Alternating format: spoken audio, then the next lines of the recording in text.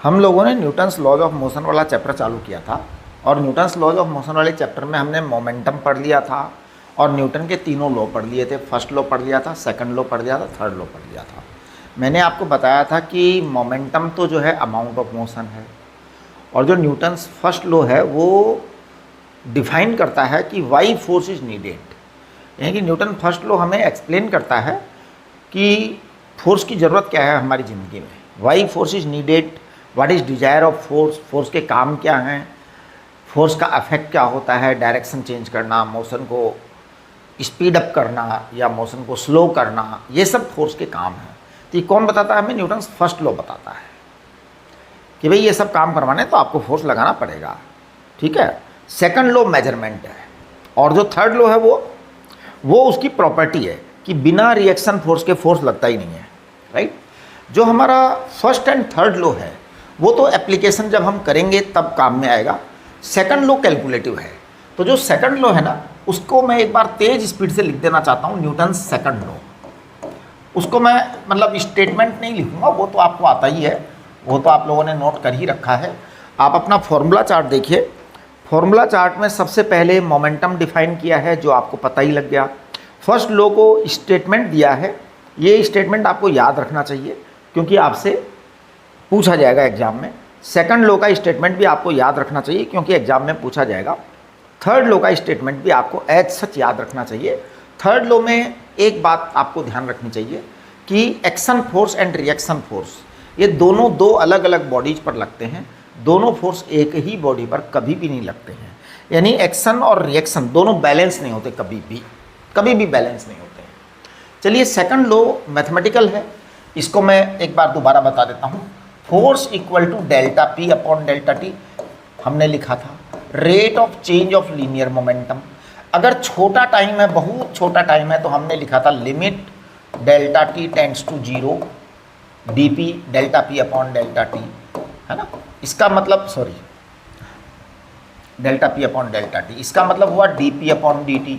ये चीज़ आपको समझ में आ ही गई। अब ध्यान दीजिए, force equal to d p upon d t. बेटा ये d p upon d t को, पी को आपने लिखा था एम वी, फिर इसको अलग अलग तरह से लिखा था।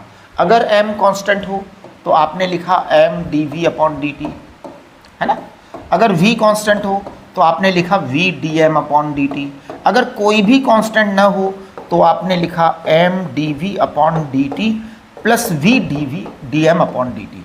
लेक्चर को आप अच्छी तरह से देख लो, पिछले वाले लेक्चर में ये सब बातें हुई थी। राइट। आज हम आगे बढ़ेंगे और आज मैं सबसे पहले बात करूंगा इम्पल्स। अगर मैं इम्पल्स को हिंदी में बताऊं कि क्या होता है ये, तो बताओ आप लोग सोचो जरा एक मिनट के लिए कि what is impulse. Hindi language में सोचो। इम्पल्स, इम्पल्स को हम कहते हैं ठोकर। ठोकर मारते हैं ना, जैसे मान लो फुटबॉल है, अब फुटबॉल खेल रहे हैं तो फुटबॉल को ठोकर मारते हैं, दैट इज इम्पल्स। वो जो ठोकर मारी गई है वो इम्पल्स है। यानी कि फोर्स बहुत कम टाइम के लिए लगाया जाता है तो उससे चेंज इन मोमेंटम होता है ना।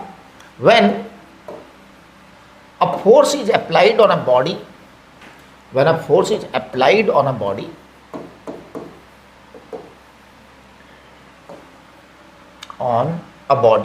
a force is applied on a body, the change in momentum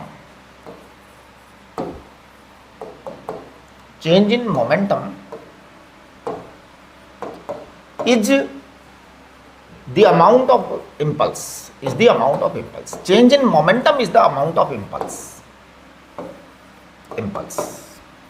अब आप इसको मैथमेटिकली देखें, जैसे अभी थोड़ी देर पहले मैंने लिखा F इक्वल टू क्या, D p upon d T लिखा ना। तो बेटा अगर मैं यहाँ से डी पी निकाल दूँ तो देखो डी पी इक्वल टू आएगा एफ डी टी।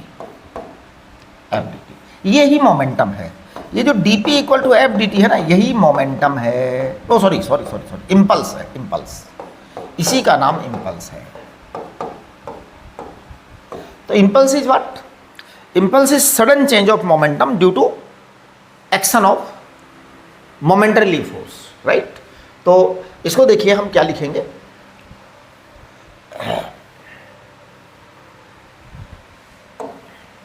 इम्पल्स को मैथमेटिकली तो आपको समझ में आ गया कि impulse basically dp equal to f d t है, अगर छोटा सा टाइम के लिए फोर्स लगा है तो। और अगर आप मान लो इसको बड़ा चेंज करना चाहते हैं कि साहब थोड़ा सा लंबे समय के लिए लगाएं, तो आप इसको एफ डी टी इंटीग्रेशन कर सकते हैं, आप टाइम लिमिट भी लगा सकते हैं, राइट। ये जो इंटीग्रेशन एफ डी टी होता है, ये पता है क्या होता है? This is area under F T curve, F T curve, F T graph, F T curve और एफ टी ग्राफ, है ना, और area under F T graph. आप इसका मतलब समझिए कि क्या मतलब है।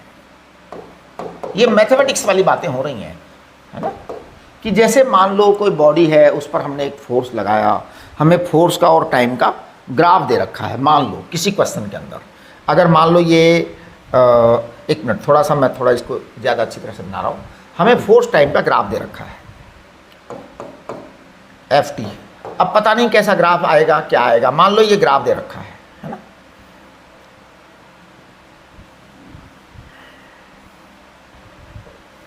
अब मान लीजिए ऐसा कुछ ग्राफ है।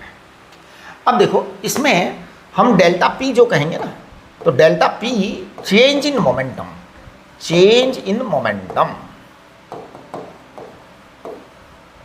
हमेशा किसी भी एक, बहुत सारे सवाल आते हैं इसके, चेंज इन मोमेंटम, है ना, चेंज और इम्पल्स, इसी का नाम इम्पल्स है। वैसे इम्पल्स की फंडामेंटल डेफिनेशन तो ठोकर ही है, जो मैंने आपको बताई है। सबसे पहले मैंने आपको क्या बताया? इम्पल्स यानी ठोकर मारना, ठोकर मारना ही इम्पल्स है।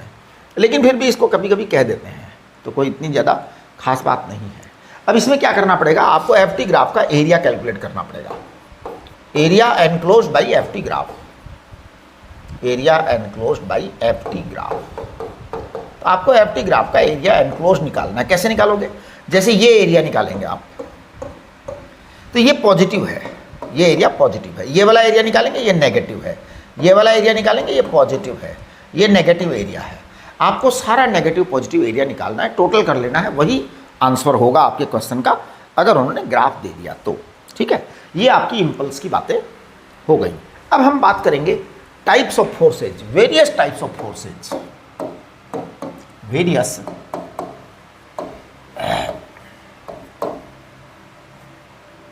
देखो जी, इस दुनिया में बहुत सारे तरह के फोर्स होते हैं। कुछ टाइप के फोर्स जो है ना, मैंने यहाँ इकट्ठा कर रखा है ना।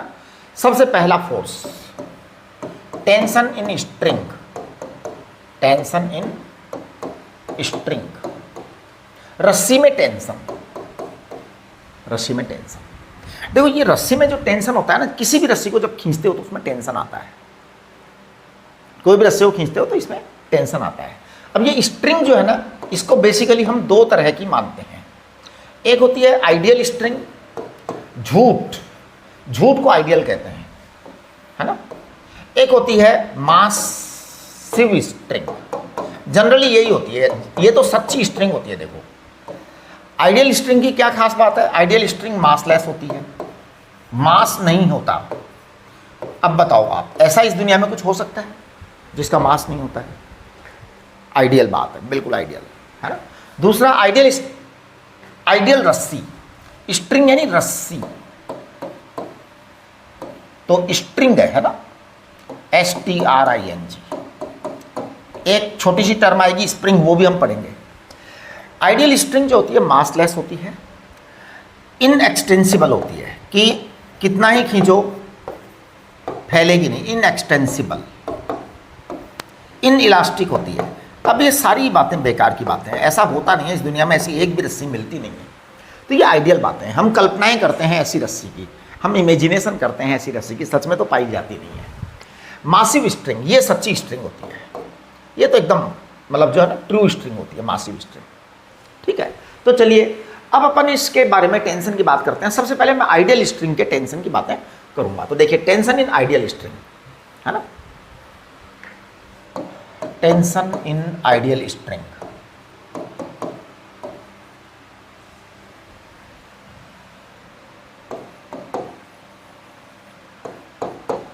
आइडियल स्ट्रिंग का मतलब है कि हमने थ्योरेटिकली ये मान लिया कि इस रस्सी में मास नहीं है, ये एक रस्सी है ना, ये एक रस्सी है, ये एक रस्सी है, ये एक रस्सी है, कितनी रस्सियाँ बना दी मैंने? बहुत सारी बना दूंगा मैं तो।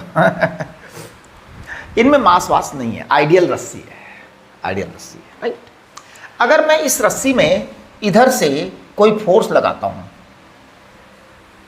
कुछ भी फोर्स, 10 न्यूटन लगा दिया, तो मैंने अगर इधर से 10 न्यूटन फोर्स लगा दिया तो इस रस्सी में टेंशन कितना आएगा? सोचिए आप खुद सोचिए। एक ऐसी रस्सी की कल्पना करो जिसका कोई मास वगैरह नहीं है, एकदम आइडियल रस्सी है, आपने उसको पकड़ा और 10 न्यूटन का फोर्स लगा के खींच के दौड़ जाओगे। सच्ची बात है, जब आपने रस्सी पर 10 न्यूटन का फोर्स लगाया तो रस्सी भाग जाएगी आपके साथ, फोर्स के साथ भागेगी जोर से, है ना, राइट। अगर आपने यहाँ पर 10 न्यूटन का फोर्स लगाया है और यहाँ पर भी 10 न्यूटन का फोर्स लगा दिया, अब सोचो क्या होगा? अब क्या ये रस्सी भागेगी? नहीं। पहले आपने एक ही साइड में 10 न्यूटन का फोर्स लगाया, फिर आपने दोनों साइड में लगा दिया। अब मैं तीसरी बार बात कर रहा हूँ कि मान लो आप यहाँ 20 न्यूटन का फोर्स लगा देते हो और इधर केवल आप 5 न्यूटन का फोर्स लगाते हो, है? तो क्या होगा टेंशन? तो क्या होगा टेंशन?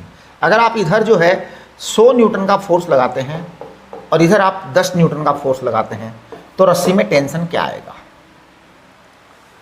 अगर आप इधर 100 न्यूटन का फोर्स लगाते हैं और इधर 1 न्यूटन का फोर्स लगाते हैं तो रस्सी में टेंशन क्या आएगा?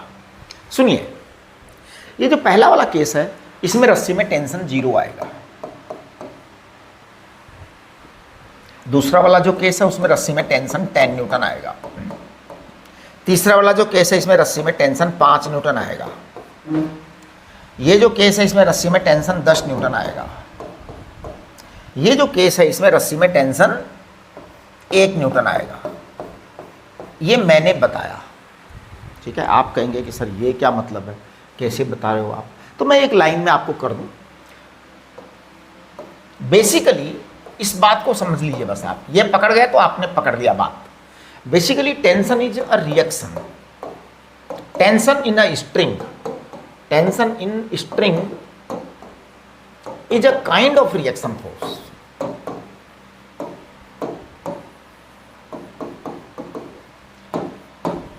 Kind of reaction force. जितना रिएक्शन अवेलेबल है उतना ही टेंशन आएगा। रिएक्शन अवेलेबल नहीं है तो टेंशन भी नहीं आएगा। ओके, तो tension in string is a reaction force. Reaction force देखिए, हमने यहां 10 न्यूटन का फोर्स लगाया तो this is force of action. Force of action. Reaction कहां है? रोकने वाला है क्या कोई इसको? इसका अपोज करने वाला कोई फोर्स है? रिएक्शन नहीं है। इसका मतलब इसमें टेंशन 0 है। हमने यहां टेंशन लगाया, टेंशन यहां है तो टेंशन 10 न्यूटन आ गया है। जैसे यहां पर मैं एक एग्जांपल ले लूं। मान लो ये दीवार है, ये दीवार है। अब आपने यहां पर एक रस्सी बांध करके और इसको आपने 10 न्यूटन फोर्स से या जितने भी फोर्स से खींच दिया, जितने भी फोर्स से खींचा उतना यहां पर टेंशन आएगा, उतना यहां पर टेंशन आएगा, राइट। टेंशन। अब देखिए यहां आपने फोर्स भले ही 20 न्यूटन का लगाया इस वाले एग्जांपल में, लेकिन आपने अवेलेबल रिएक्शन 5 न्यूटन का ही है। इसका मतलब 5 न्यूटन का ही टेंशन आएगा। वहां भी 10 न्यूटन का ही टेंशन आएगा। जो अवेलेबल रिएक्शन है वही टेंशन है, जो अवेलेबल रिएक्शन है वही टेंशन है। अब आप देखिए, मेरी जो न्यूटन की तीसरी वाली बात थी जो मैंने कहा था वो एकदम सही हो रही है।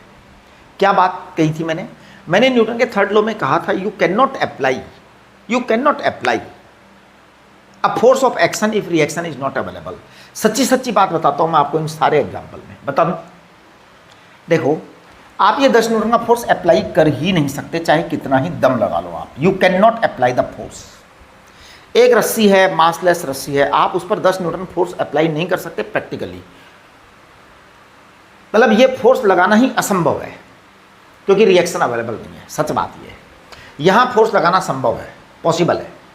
इसके अंदर आप 20 न्यूटन का फोर्स नहीं लगा सकते, 5 न्यूटन का ही लगेगा फोर्स। आप ट्राई भले 1000 न्यूटन का लगाने कर लो, लगेगा ही नहीं। You will be total failure.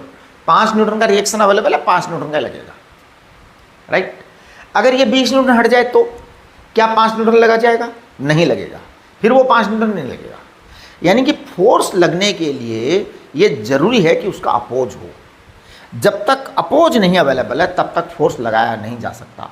इस जीवन का नियम है, जब तक विरोध उपलब्ध नहीं है आप फोर्स नहीं लगा सकते। जैसे मैंने आपको एक एग्जाम्पल बताया था, अगर आप कार को धक्का देंगे धक्का देंगे धक्का देंगे, कार चलना नहीं चाहती, कार चलना नहीं चाहती तो आप धक्का मार सकते हो, और कार स्वयं ही चल जाए तो। चलती कार पर धक्का मारते देखा कभी किसी को जिंदगी के अंदर? नहीं मारेंगे। कई बार बसें रुक जाती हैं, यात्री लोग उतर करके धक्का लगाते हैं, धक्का स्टार्ट गाड़ी होती है ना कई बार गाँव के अंदर, तो वो धक्का स्टार्ट गाड़ी में धक्का लगाते हैं, स्टार्ट होने के बाद धक्का नहीं लगता, लगाना चाहे तो भी नहीं लगा सकता, क्योंकि अब अपोज नहीं अवेलेबल है, रिएक्शन नहीं अवेलेबल है। यहाँ पर भी ऐसा ही है, यहाँ पर भी ऐसा ही है। यहाँ ये दीवार रिएक्शन है, इसका मतलब टेंशन जो है लगाए गए फोर्स के बराबर होगा अगर दीवार रिजिड है। अगर दीवार रिजिड है, फिक्स है, हिलने वाली नहीं, तो अगर दीवार भी चल दे तो फिर जितना अपोज करेगी उतना फोर्स लगेगा, है ना।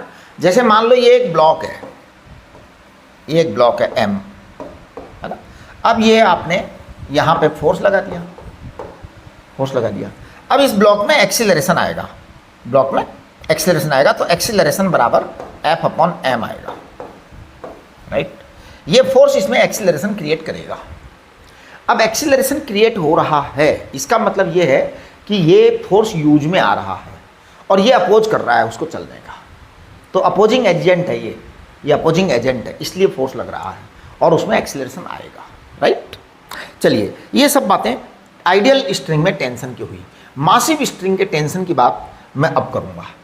तो मान लो एक रस्सी है, अब थोड़ा सा सावधान हो जाओ, ये मासिव स्ट्रिंग का टेंशन थोड़ा सा मुश्किल भरा काम है। ये मान लो आपकी एक स्ट्रिंग है और मान लीजिए इसकी लंबाई जो है ना 80 सेंटीमीटर है। कितनी? 80 सेंटीमीटर। अब 80 सेंटीमीटर इधर से हमने अगर फोर्स लगा दिया है सपोज 400 न्यूटन, भारी स्ट्रिंग है, हल्की नहीं है, हल्की स्ट्रिंग नहीं है। तो अब देखिए 400 न्यूटन आपने फोर्स लगाया है, 80 सेंटीमीटर स्ट्रिंग की लंबाई है, मास अवेलेबल है, इसका मतलब है कि इसमें एक्सीलरेशन आएगा। एक्सीलरेशन आएगा तो इसके हर पॉइंट पर अलग अलग टेंशन होगा, हर पॉइंट पर अलग अलग टेंशन होगा, है ना। देखिए every centimetre force distribution, every centimetre force distribution, बात को समझने की कोशिश करना। ये आएगा 400/80, यानी कि 5 न्यूटन का फोर्स डिस्ट्रीब्यूशन हर सेंटीमीटर पर है, हर सेंटीमीटर पर है। ये रस्सी कितने सेंटीमीटर की है? 80 सेंटीमीटर की है।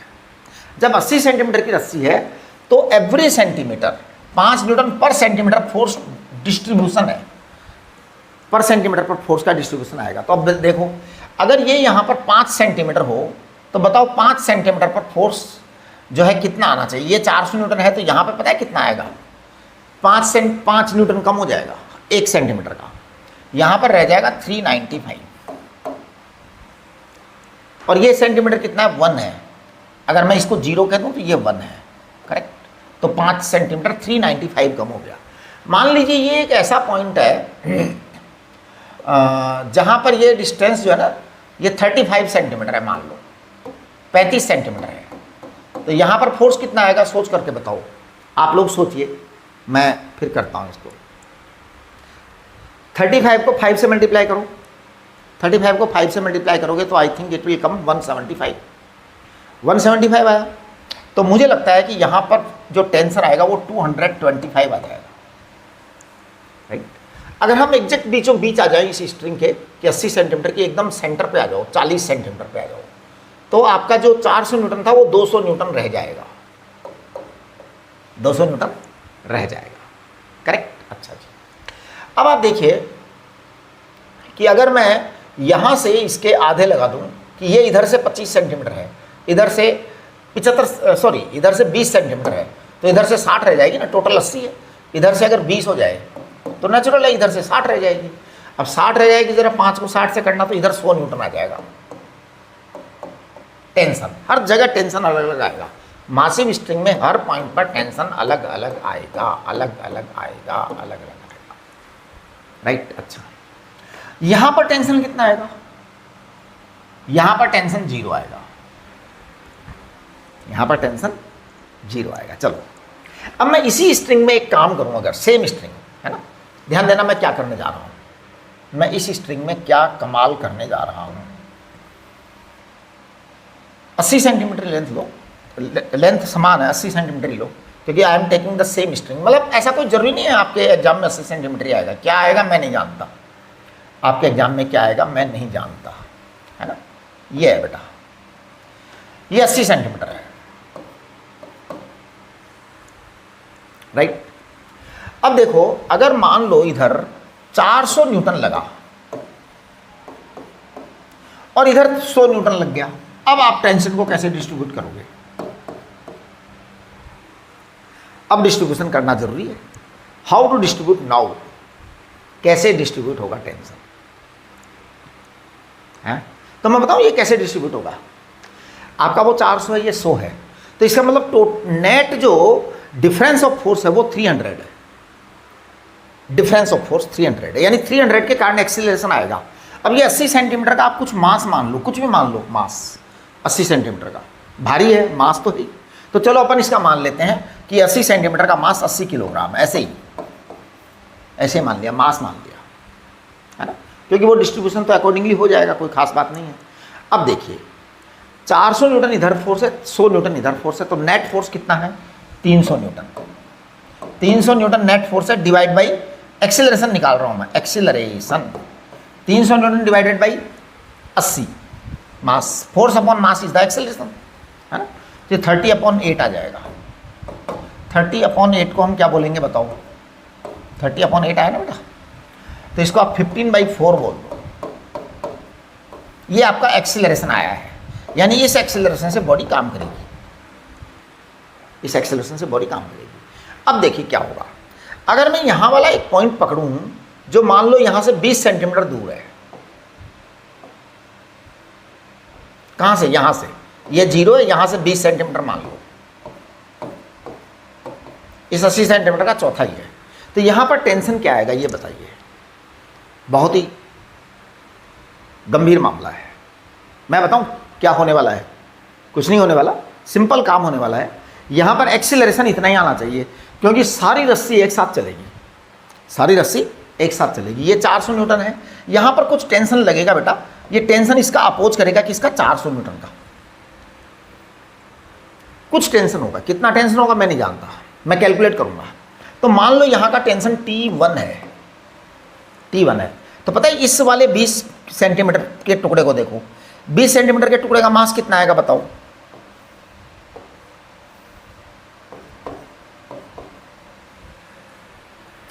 अस्सी किलोग्राम टोटल 80 सेंटीमीटर का, तो इसका 20 किलोग्राम हो जाएगा, और क्या बात है। यहां तो 400 सेंटीमीटर 400 न्यूटन लग ही रहा है, यहां टेंशन T लग रहा है। अब बताइए एक्सीलरेशन फिक्स है, उतना ही रहेगा, तो बताओ नेट फोर्स कितना है। नेट फोर्स है 400 माइनस T अपॉन 20 बराबर A,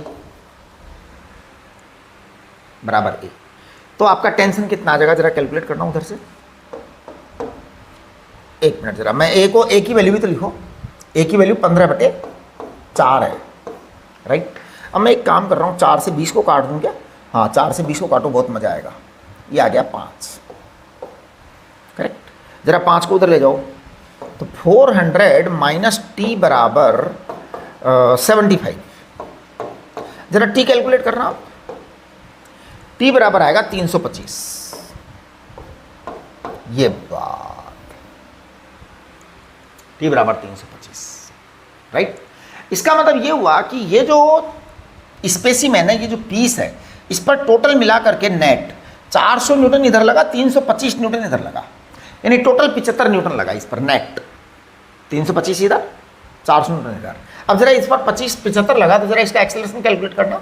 नेट फोर्स 75 है और मास 20 है, देखना जरा कितना आता है, 15/4 आता है, बिल्कुल सही है।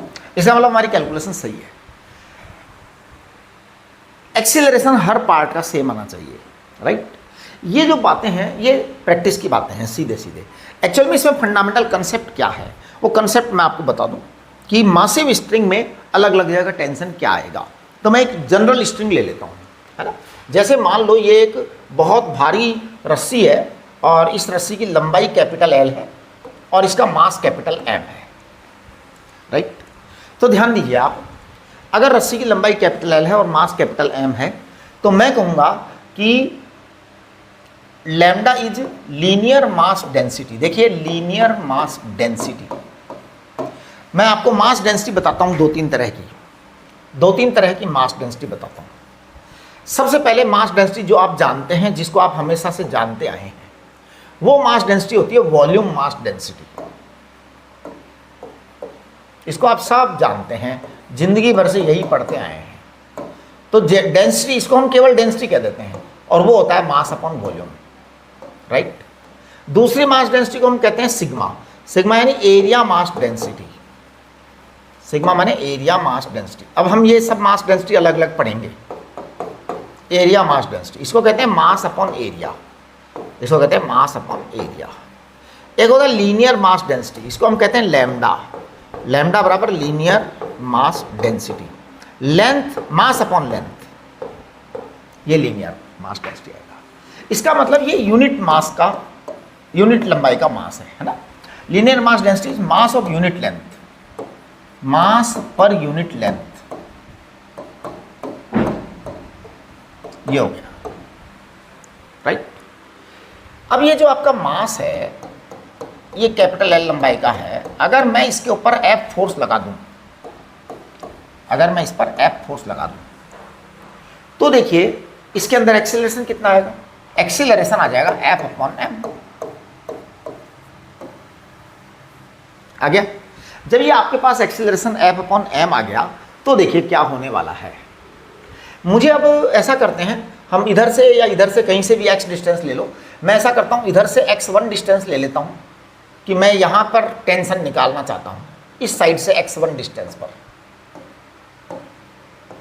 मुझे यहाँ टेंशन निकालने की इच्छा हो रही है। इस टेंशन को मैं T1 कह देता हूँ, है ना, T1 कह देता हूँ। अच्छा, इस साइड से अगर हम ले लेते हैं डिस्टेंस x2 और मुझे यहाँ टेंशन निकालने की इच्छा हो रही है तो इसको T2 कह देते हैं। अब देखो एक बात सुनो, ये भी ध्यान देने की बात है, हमने टेंशन किस साइड से लिया है, मतलब लेंथ कहाँ से लिया। तो देखिए इधर से x1 लिया मैंने, है ना। तो मैं कहूँगा कि ये जो x1 रस्सी है इसको मैं यहाँ बना दे रहा हूँ, x1 पार्ट को बना दे रहा हूँ, बाकी रस्सी को छोड़ दे रहा हूँ। ये रस्सी x1 है जी। तो इस x1 का मास कितना है? तो देखो m1 बराबर x1 का मास, यूनिट लेंथ का मास लैम्डा है तो x1 लंबाई का मास x1 होगा, लैम्डा x1 आ जाएगा, है ना। तो लैम्डा कितना है? लैम्डा है आपका m upon L into x1, ये आपका मास आ गया। अब आप देखें कि इसका टेंशन कितना आएगा। ये जो रस्सी है x1 वाली, जो यहाँ वाला टुकड़ा है, इसको खींचने वाला फोर्स है T1, टेंशन T1 है ना, यहाँ पर टेंशन T1 है। तो मैं पता है क्या बोलूँगा? मैं बोलूँगा T1 इक्वल टू M1A। ए आपका एक्सीलरेशन है जो कि फिक्स है, ए कभी बदल नहीं सकता क्योंकि सारी रस्सी एक है, रस्सी टूट थोड़ी रही है बीच में से। भाई जैसे फोर्स खींचेगा तो सारी रस्सी एक साथ चलेगी, रस्सी तो एक साथ ही चलेगी ना, टुकड़े टुकड़े में रस्सी थोड़ी चलने वाली है भाई। है, एक मिनट जरा वीडियो रिकॉर्ड हो रहा है क्या, मैं देख लूँ। हाँ सही है। तो रस्सी तो पूरी एक साथ ही चलेगी, टुकड़े टुकड़े में चलने वाली नहीं है। तो ये T1 बराबर M1A आ गया। अब जब T1 बराबर M1A आ गया तो capital M upon L XA,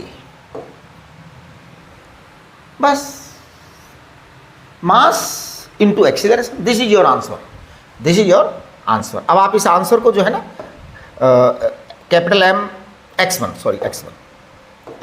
capital M upon L into x1 into A को लिखो, A की वैल्यू F अपॉन M लिखो, M से M कट जाएगा, यानी आपका आंसर आएगा F x1 अपॉन L, ये आपका आंसर आएगा। अच्छा, उधर से टेंशन नापना हो तो x2 लंबाई का, तो देखिए कैसे करेंगे फिर हम।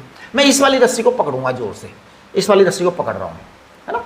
हाँ, जिसको नापना है उसको पकड़ लो जी जोर से। चलो मैं यहाँ पर इधर की तरफ पकड़ देता हूँ, है ना। इसके लिए मैं ऐसा करता हूँ, ये सब चीज़ें मिटा देता हूँ थोड़ा सा, क्योंकि इसकी ज़रूरत तो है नहीं। ये तो मैंने ऐसे ही बता दिया था आपको कि मैंने कहा लीनियर मास डेंसिटी बता रहे हैं बच्चों को, तो चलो वो भी बता दो साथ के साथ, है ना, इसलिए बता दिया, ज़्यादा इसकी अभी ज़रूरत नहीं है।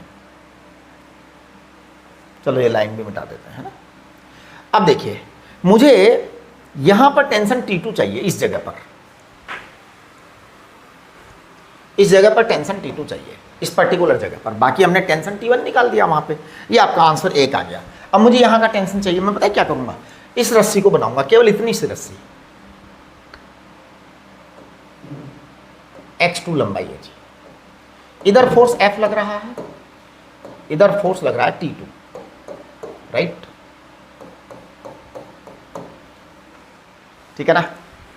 अब देखो, मैं अब इसमें नेट फोर्स कितना बताऊंगा, बताओ। मैं बताऊंगा net force F minus T2 है, ये नेट फोर्स है। तो एक्सेलरेशन कितना है जी, एक्सेलरेशन आएगा net force F minus T2 upon M, ये आपका एक्सेलरेशन आया। इसको कहेंगे हम M इंटू ए।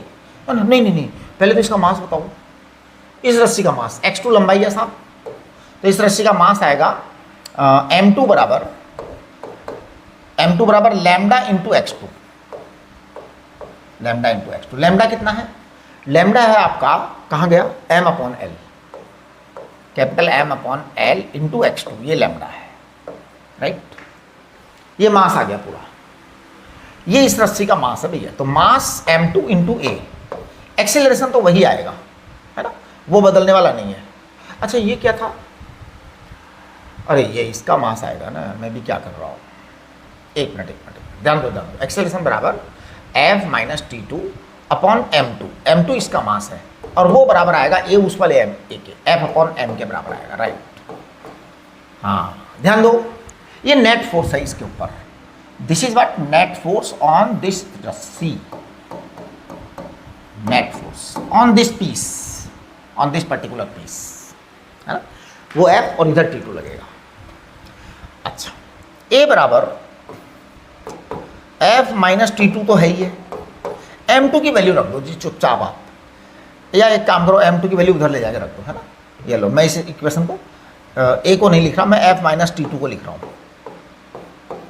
बराबर F माइनस T2 बराबर M2 को उधर ले जा रहा हूँ। M2 है आपका capital M by L into x2 into F upon M, तो F माइनस T2 बराबर F upon L into x2। ये देखो आप, अब आपका T2 आ जाएगा, है ना। T2 कितना आएगा आपका, T2 आएगा आपका F minus F upon L into x2। ये आपके टेंशन की बातें हुई, अलग अलग बातें, अलग, पता नहीं क्या आपके एग्जाम में क्या आने वाला है, कोई नहीं जानता। आपको क्या करना है, आपको कुछ नहीं करना।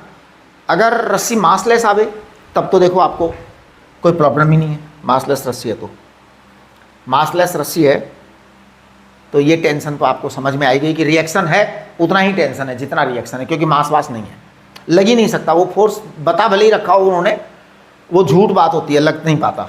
जैसे यहाँ पर अगर अपन ने 1 न्यूटन का टेंशन है ना, तो 1 न्यूटन ही लगेगा, वो मतलब यहाँ लगा नहीं सकता, कोई भी व्यक्ति लगा नहीं सकता 100 न्यूटन, क्वेश्चन ही बेकार हो गया, है ना, झूठ है।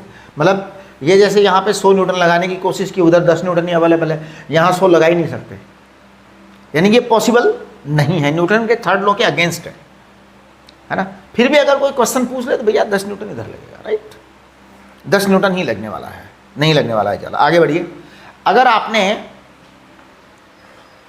ये वाला ले लिया तो फिर अब आपका ये एकदम कैलकुलेशन का करेक्ट स्टेप है, एकदम आप इस तरह से कर सकते हैं। अब एक सिचुएशन और है, उसके बारे में हम बाद में डिस्कस करेंगे कि अगर एक रस्सी पर 2 फोर्स लग जाए एक साथ, है ना, तो क्या हो। चलो हम कर ही देते हैं। एक रस्सी पर अगर 2 फोर्स एक साथ लग जाए तो क्या हो। ये रस्सी है, इसका मास m है, इसका लेंथ l है, F1 इधर लग जाए और F2 इधर लग जाए, अब क्या करोगे। देखिए लैम्डा तो आपका वही रहेगा, लीनियर मास डेंसिटी, वो तो बदलने वाला है नहीं, वो तो आपका m अपॉन एल ही रहेगा, राइट। अब आपका नेट फोर्स कितना है, नेट फोर्स है F1 माइनस F2,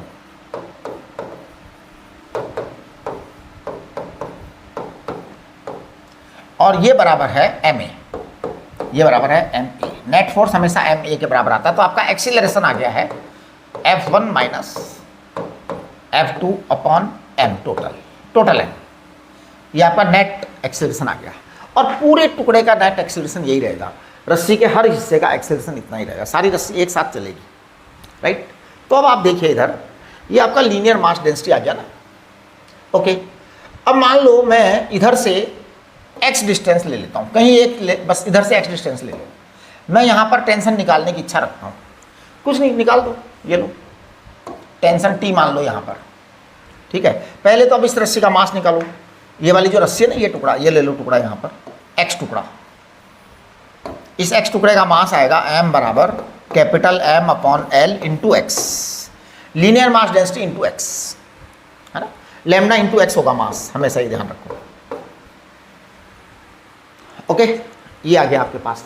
जब ये चीज़ आपके पास में आ चुकी है ना, तो अब मैं बता रहा हूँ आपको कि यहाँ का टेंशन बड़े आराम से आ जाएगा। उधर फोर्स F1 है, मान लो ज़्यादा है F1, है ना, तो उधर ही जाएगी रस्सी अगर F1 ज़्यादा है तो F1 इस पर रह गया, F1 यहाँ टेंशन लगेगा, यहाँ टेंशन लगा, राइट। तो मैं कहूँगा F1 माइनस टेंशन बराबर MA, स्मॉल m जो इसका मास है वो, तो फोर्स नेट फोर्स बराबर होगा mass into acceleration MA। m कितना है, m है आपका m upon L into x, ये है आपका m, और a आपका वो रहा, a कहाँ रहा, ये रहा, F1 minus F2 upon m, ये आपका टेंशन आ गया। यानी कि अब आप टेंशन निकाल सकते हैं आराम से, है ना। तो टेंशन आप कैलकुलेट कर लीजिए, ये तो अब कैलकुलेशन का मैटर है, फिजिक्स खत्म है, यहाँ कैलकुलेशन चालू हो गई। देखो मैं बताता हूँ, एक मिनट के अंदर काम हो गया, ज़्यादा मुश्किल काम नहीं है, m से m काट दिया। अब देखो इसको F1 माइनस टी लिखो एक बार इसको चुपचाप, और उसको जरा करिए calculation, x upon L F1 minus F2, है ना, F1 माइनस F2। हमारा उद्देश्य जो है क्या है, हमारा उद्देश्य टेंशन है, हमारा टारगेट टेंशन है। तो मैं ऐसा करता हूँ L और x को इधर ले आता हूँ, है ना, हाँ। तो देखो आप L upon x into F1 minus T into L upon x, है ना। कोई ज़रूरी नहीं आप मेरी तरह कैलकुलेशन करो, आपकी अपनी इच्छा है, या आप चाहो ना तो यहीं पे कैलकुलेशन कर सकते हो, इसकी ज़रूरत भी नहीं है इतना करने की, क्योंकि आपके पास सीधा अवेलेबल है, देखो, है ना। F1 माइनस टी को एक बार और लिख दो, उसको ओपन कर दो सारे को, x upon L into F1 minus x upon L into F2, right, ये आ गया। अब टेंशन निकाल दो आप, टेंशन निकाल लीजिए, टेंशन को उधर आ जाओ, बाकी सबको इधर आ जाएगा।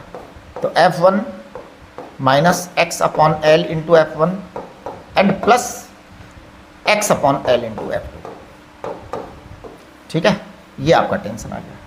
कुल मिलाकर के मैं आपसे एक बड़ी सिंपल बात करना चाह रहा हूँ, टेंशन आइडियल स्ट्रिंग में अगर कोई व्यक्ति कहता है कि एक तरफ कम फोर्स लगा, दूसरी तरफ ज़्यादा फोर्स लगा, तो ये बात एकदम गलत है, ऐसा हो ही नहीं सकता, राइट। मासिव स्ट्रिंग में फोर्स लगा सकते हैं, क्योंकि वहाँ एक्सीलरेशन आ जाता है, यानी कि फोर्स का एक तरीके का फिजिकल अपोज अवेलेबल है एक्सीलरेशन के फॉर्म में, राइट। मास चलने को तैयार नहीं है, मास कभी चलने को तैयार नहीं होता है, फोर्स लगाया चल दिया। अब आपको क्या करना है, हर हालत में टेंशन कैलकुलेट करने के मैंने तरीके बता दिए कि आप टेंशन मान लो और नेट फोर्स निकालो और मास इंटू एक्सेलरेशन कर दो उस टुकड़े का। ये टेंशन की बात हुई। अब हम अदर फोर्सेज की बात करते हैं, नॉर्मल फोर्स ऑन सरफेस और कॉन्टैक्ट। तो देखिए नॉर्मल फोर्स जो होता है ना, वो बड़ा सिंपल सा फोर्स होता है। क्या होता है कि जैसे अपना कोई नॉर्मल फोर्स और कॉन्टैक्ट फोर्स,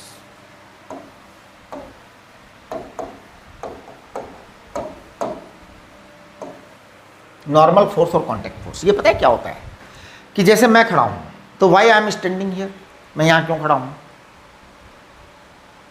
मैं यहां इसलिए खड़ा हूं क्योंकि ज़मीन मजबूत है, हाँ ज़मीन मजबूत है।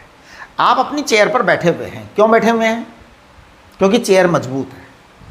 अगर चेयर कागज़ की बना दी जाए तो वो उस मजबूत चेयर को वहाँ से हटा दिया जाए और एक कागज़ की चेयर रख दी जाए और फिर आपको कह दिया जाए वैसा का वैसा कलर वगैरह सब कर दिया जाए, जिससे कि आप, तो क्या होगा, गिर जाओगे। यानी कि रिएक्शन चाहिए, दैट इज़ नॉर्मल रिएक्शन, है ना, नॉर्मल फोर्स और नॉर्मल रिएक्शन। तो आपकी जो नॉर्मल रिएक्शन होती है वो एक्चुअल में सपोर्ट रिएक्शन होती है, इसको हम सपोर्ट कहते हैं। बेटर वर्ड है इसके लिए support. Support force, normal reaction को मैं सपोर्ट फोर्स कहता हूं। जितने सपोर्ट की जरूरत होती है उतना आ जाता है, उतना आ जाता है, वो हमेशा ही आ जाता है, अपने आप आता है, ये नेचर का रूल है। जैसे मान लो आपने एक जमीन ली है ना, अब जमीन पर आपने एक ब्लॉक रखा, सपोज उस पर आपने दूसरा ब्लॉक रख दिया, सपोज उस पर आपने तीसरा ब्लॉक रख दिया।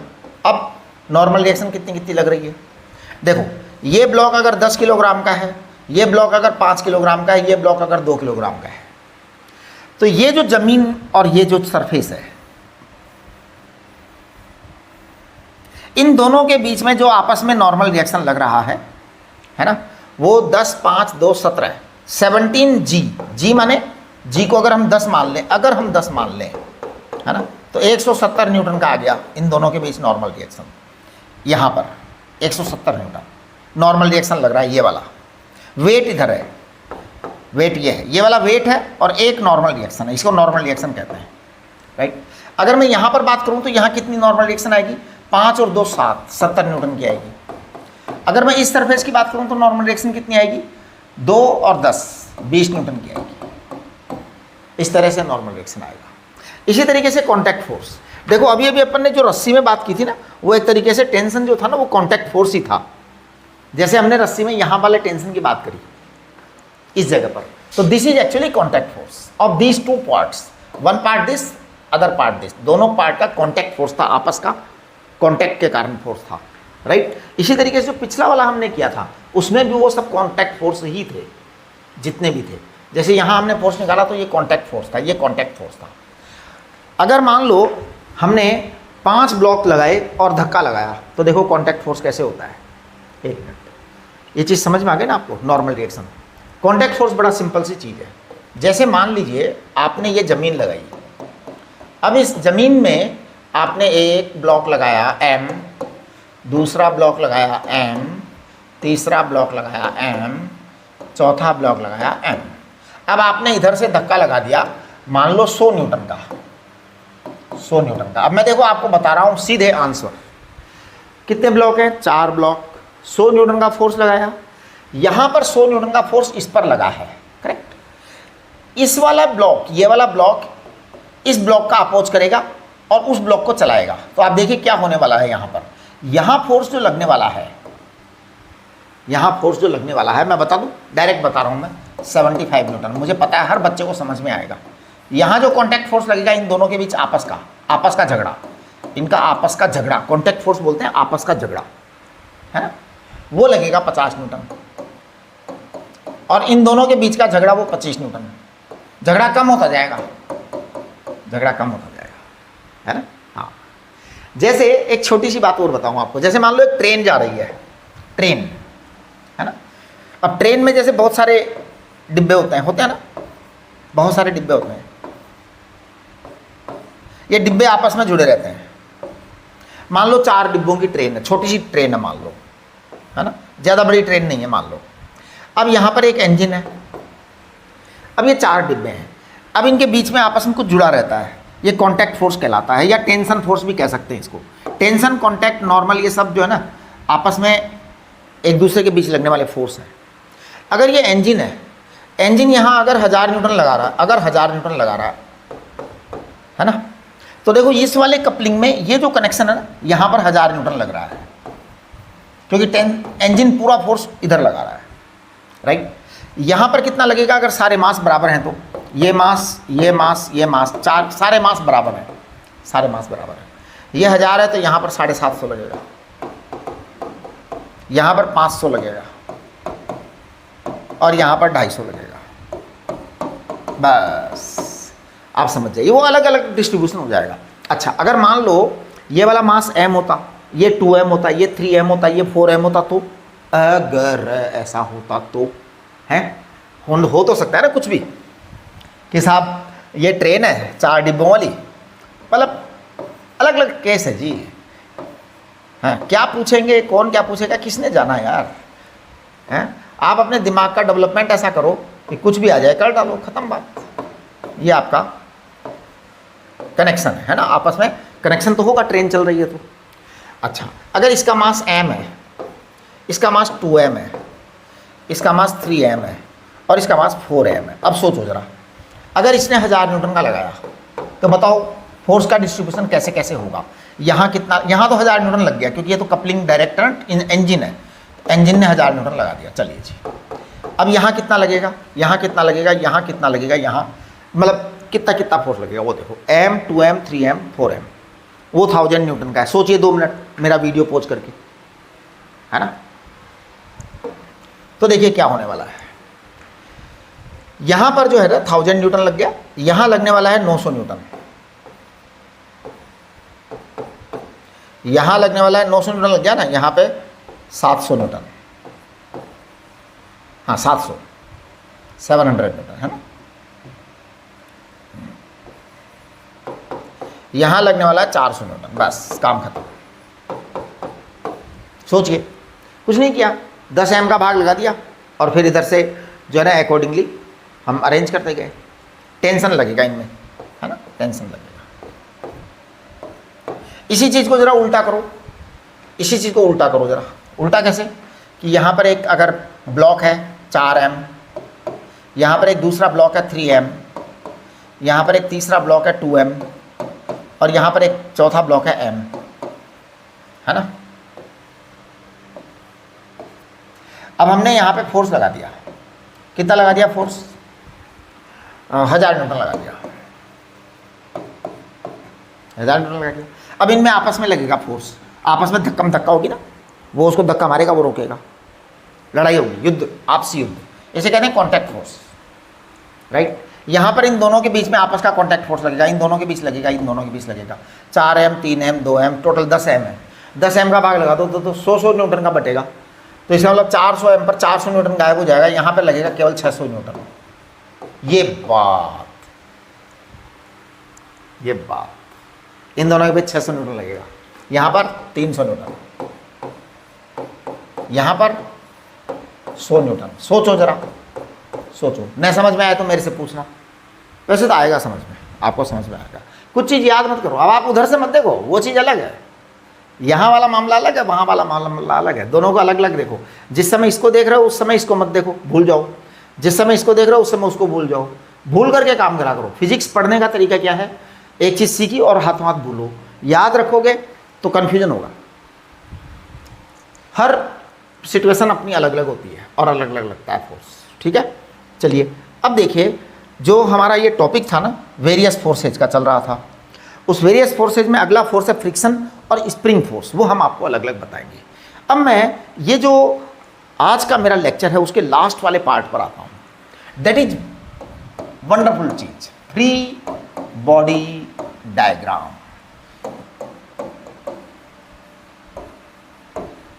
एक्चुअल में पता है ये फ्री बॉडी डायग्राम है क्या भला, ये है फूट डालो राज करो, फूट डालो और जीतो।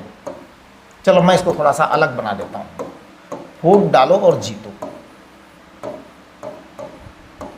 इस पूरे चैप्टर में हम यही गेम खेलेंगे कि सारा सिस्टम होगा लंबा चौड़ा, हमें सिस्टम में से कुछ पूछा जाएगा बीच में से, बहुत सब सवालों में एक ही चीज़ आएगी, देखना जितने सवाल हैं सब एक ही कैडर के हैं, है ना। और सारे सवालों में एक ही फॉर्मूला अप्लाई होगा, क्या, F बराबर ma, यही फॉर्मूला अप्लाई होगा सब सवालों में। सब सवालों में नेट फोर्स बराबर मास इंटू एक्सीलरेशन, बस बस बस यही आने वाला है। एक भी सवाल ऐसा नहीं है जिसमें यह फॉर्मूला ना लगे पूरे चैप्टर के अंदर, राइट। अब फ्री बॉडी डायग्राम का मतलब क्या है, फ्री बॉडी डायग्राम का मतलब है आप सिस्टम के टुकड़े टुकड़े कर दो और फिर एक टुकड़े को चेक करो, बस आप जीत गए, आप जीत गए। पूरा लेकर के मत चलो एज अ होल, क्वेश्चन को अलग से लेकर के चले ना, एज अ होल लेके चले तो बड़ी मुसीबत में फंस जाओगे। देखो फ्री बॉडी डायग्राम में आप देखो क्या लिख रखा है, फॉर्मूला चार्ट देखो आप, अ सिस्टम कैन हैव 2, 3 और 4 और more object, it becomes complex to solve the problem by considering entire system as a whole. Consider each object separately and write force equation for each is called equation of free body diagram। बस अब आपको मैं बताऊँ सच्ची सच्ची, आज मैं आपको फ्री बॉडी डायग्राम पढ़ा भी चुका हूँ बिना नाम लिए। हाँ, बिना नाम लिए फ्री बॉडी डायग्राम पढ़ा दिया मैंने। ये तो नाम तो मैंने लास्ट में लिया है, फुट डालो राज करो, मैं तो कर चुका। देखो कैसे, ये देखो यहाँ पर मैंने 100 न्यूटन का फोर्स लगाया ना, तो पता है मैंने क्या किया, ये 75 न्यूटन लिख कैसे दिया बताओ। लिखने का तरीका बड़ा सिंपल है। 4m था तो हमने क्या किया, 100 में 4m का भाग लगाया तो एक्सेलरेशन आ गया। फोर्स इंटू मास बराबर एक्सेलरेशन, करेक्ट। अब ये अकेला m है, अकेला m है, तो यहाँ कितना फोर्स लगना चाहिए इसके अपोजिशन में, जिससे कि इस पर टोटल फोर्स कितना आ जाए। देखो इसका टोटल फोर्स कितना होना चाहिए, नेट, इस मास का नेट फोर्स, इस मास का नेट फोर्स होना चाहिए ma। नेट फोर्स तो यही होना चाहिए ना ma। तो अब m इंटू a कितना है 100/4m। अब इसका टोटल फोर्स 25 आना चाहिए। अब सोचो इस मास का नेट फोर्स 25 आना चाहिए, तो भैया नेट फोर्स 25 तब आएगा जब इधर से 100 लग रहा है तो उधर से 75 लग जाए, नेट फोर्स 25 आ जाएगा, राइट। इस मास के पर नेट फोर्स 25 आना चाहिए, तो तब आएगा जब इधर से 75 लग रहा है तो उधर से 50 लग जाए। एक तरफ से 75 दूसरी तरफ से 50 तो 25 आ जाएगा ना। एक तरफ से 50 लग जाए और एक तरफ से 25 लग जाए तो 25 आ जाएगा। और इस पर तो 25 लग ही रहा है तो मजे रखो करो इसको, तो इधर तो 0 चाहिए क्योंकि 25 इधर से लग रहा है तो आपको इधर 0 चाहिए। ये contact force, normal force, tension force हमेशा 2 वे लगते हैं, तो ये ध्यान रखिए 2 वे, हमेशा 2 वे लगते हैं। कौन कौन से फोर्स 2 वे लगते हैं, contact force and tension force, हमेशा आज तक का रिकॉर्ड है। टेंशन फोर्स एक डायरेक्शन में लगा ही नहीं कभी, हमेशा 2 डायरेक्शन में लगते हैं, ठीक है। चलिए जी, तो ये आप देखोगे कि फ्री बॉडी डायग्राम हम यूज में ले चुके हैं। देखो पिछले वाले में तो हमने बहुत अच्छी तरह से यूज में लिया था, इसका भी, ये भी एक्चुअली में हमने फ्री बॉडी डायग्राम इन्हें एक एक का निकाला है, एक साथ सारे का निकाला तो 170 आ गया। अब किसी ने पूछ लिया बीच का, तो कैसे करोगे बीच का, ये इजी एग्जाम्पल है। अभी हम कॉम्प्लेक्सिटी बढ़ाएंगे धीरे धीरे करके। यहाँ हमने सच में फ्री बॉडी डायग्राम काम में लिया है, सच में एक्स को काम में लिया है, तो हमने तोड़ करके काम में लिया है ना। अगर मैं न तोड़ूं तो ये सॉल्व ही नहीं कर सकते आप सवाल को, टेंशन कैसे निकलेगा, राइट। इसी तरीके से जो है यहाँ भी मैंने इसको तोड़ करके काम में लिया है। फ्री बॉडी डायग्राम बनाए हैं मैंने, सच में बना दिए फ्री बॉडी डायग्राम, बिना बोले बनाए हैं, है ना। हाँ, लास्ट में आपको बता दिया कि फ्री बॉडी डायग्राम बनाए हैं, ये क्या बात है। चलिए अब देखो आप ये डू योर सेल्फ के जो क्वेश्चन नंबर 1 2 3 4 5 6 हैं, आप लोग, अब ये पता है इतने आसान क्वेश्चन हैं कि आप लोग चाहो तो कर सकते हो। मैंने पूरा जुगाड़ कर दिया इन सवालों को करने का, ठीक है। तो अगले लेक्चर में मैं ये सवाल करके बताऊंगा आपको, राइट। अब अभी फिलहाल की स्थिति ये है कि अगर आपने मेरा ये लेक्चर ध्यान से पढ़ लिया है तो आप डू योर सेल्फ के क्वेश्चन नंबर 1 2 3 4 5 6 निश्चित रूप से आप कर डालोगे, अपने आप कर डालोगे, मेरी जरूरत ही नहीं पड़ेगी। 14 तक के क्वेश्चन आप कर सकते हो अपने आप, उतनी व्यवस्था मैंने कर दी है आपके लिए। तो आप क्वेश्चन नंबर 14 तक ट्राई करो एक बार, अगला लेक्चर मेरा आए उससे पहले, ठीक है। ओके, चलिए नमस्ते।